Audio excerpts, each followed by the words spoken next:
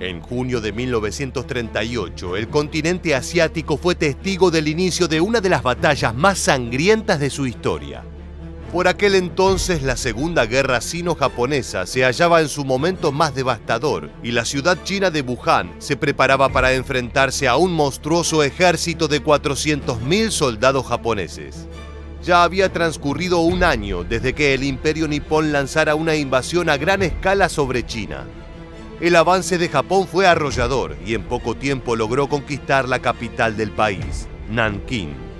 Los chinos se vieron obligados a trasladar su centro político a Wuhan, ubicada en el curso medio del río Yangtze, que era la segunda urbe más grande de su territorio, con una población de 2 millones de personas. Sin embargo, los japoneses llegaron a las puertas de la nueva capital, convencidos de que tomarla por la fuerza era la forma más rápida de finalizar la guerra. El gobierno chino estaba decidido a defender la ciudad a cualquier costo, por lo que dispuso una fuerza de 1 millón de hombres a protegerla.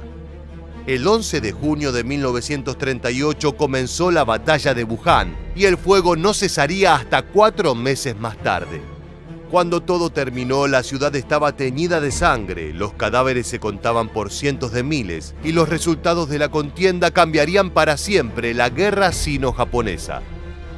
Hoy, en este nuevo episodio de Historia Militar, te contaremos todo acerca de la batalla de Wuhan. ¿Estás listo? Pues entonces prepárate para viajar en el tiempo. La Segunda Guerra entre el Imperio japonés y la República de China se desarrolló entre 1937 y 1945. Fue uno de los mayores conflictos bélicos de Asia debido al nivel de destrucción y muerte que ocasionó. Desde hacía ya tiempo que el Japón anhelaba extender su dominio sobre el territorio chino, ya que esto le permitiría controlar sus reservas de materias primas y potenciar su economía. Es por esto que los japoneses invadieron el este y el norte de la República. A lo largo de la contienda, el ejército imperial contó con el apoyo del Tercer Reich, mientras que los chinos recibieron la ayuda económica de Estados Unidos y la Unión Soviética. Las primeras ciudades que capturó Japón durante la guerra con China fueron Pekín y Tianjin en julio de 1937. 4 meses más tarde conquistó Shanghái y quedó en condiciones óptimas para tomar la capital de la República, que en aquel momento era Nankín. El gobierno chino reaccionó trasladando su centro político a Wuhan, una enorme urbe cuya importancia residía en que estaba ubicada en el centro de la red de ferrocarriles del país. Los altos mandos japoneses estaban convencidos de que si se hacían con la ciudad, la guerra llegaría a su fin, pues la república se rendiría. El preludio de la batalla de Wuhan ocurrió el 28 de febrero de 1938, cuando la Fuerza Aérea Nipona decidió celebrar el cumpleaños del emperador Hirohito bombardeando la metrópoli. Los aviones chinos salieron a su cruce y en los aires se libró un feroz combate que se saldó con la derrota de los japoneses, que perdieron 21 aeronaves, mientras que sus rivales sufrieron 12 bajas. En junio de 1938, el ejército imperial llegó hasta la ciudad de Wuhan. Las fuerzas niponas eran comandadas por el príncipe Kaninko Tojito y estaban conformadas por 400.000 hombres, 500 aviones y 120 barcos. Por otro lado, el gobierno chino había conseguido reunir alrededor de 1 millón de soldados, 200 aeronaves y 30 buques con los que defender la metrópoli. Todo estaba listo para que comenzara la masacre, pero los chinos utilizaron una arriesgada maniobra para demorar el inicio de la contienda. El comandante de las fuerzas republicanas, Chiang Kai-shek, ordenó abrir los diques del río Amarillo para generar una inundación que afectara a los nipones.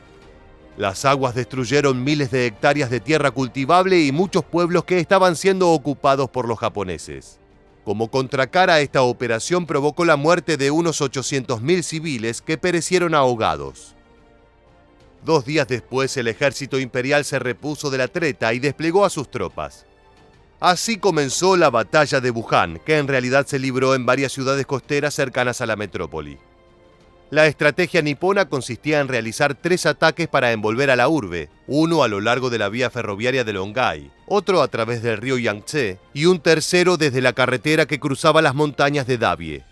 El 13 de junio, los japoneses se apoderaron de la población de Anqing mediante un desembarco naval, y su siguiente gran victoria fue la toma de Yujiang tras aplastar un desorganizado intento de defensa por parte de los chinos. Mientras tanto, el avance nipón por el río Yangtze fue sumamente lento y apenas lograron navegar 15 kilómetros en 3 semanas debido a los ataques del ejército republicano. A fines de julio, la contienda se estancó durante un mes, puesto que la resistencia china estaba siendo mayor a la esperada.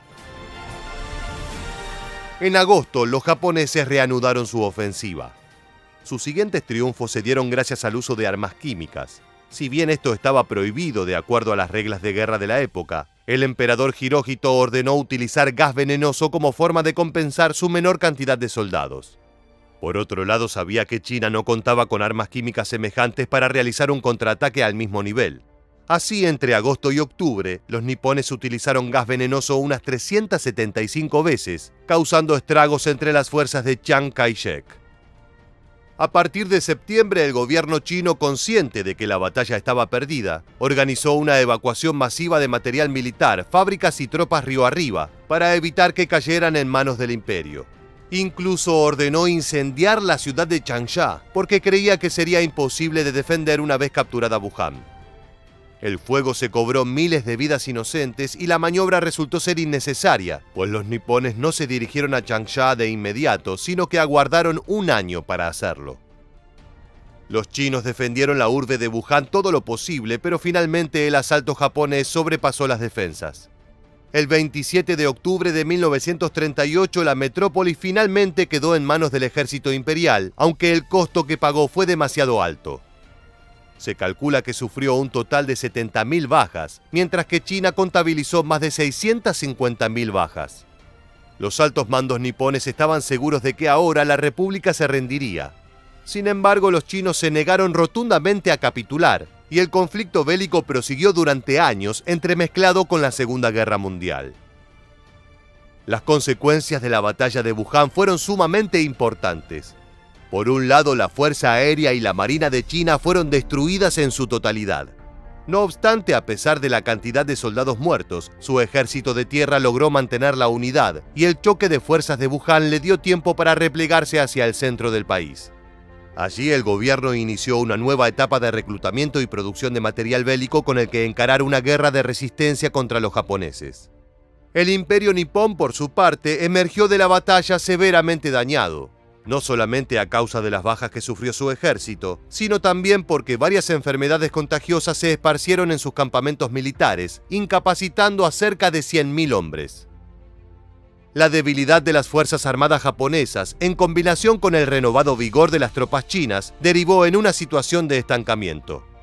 Aunque se combatieron muchas más batallas a lo largo de la guerra, los nipones no lanzaron ninguna ofensiva de importancia hasta el año 1944.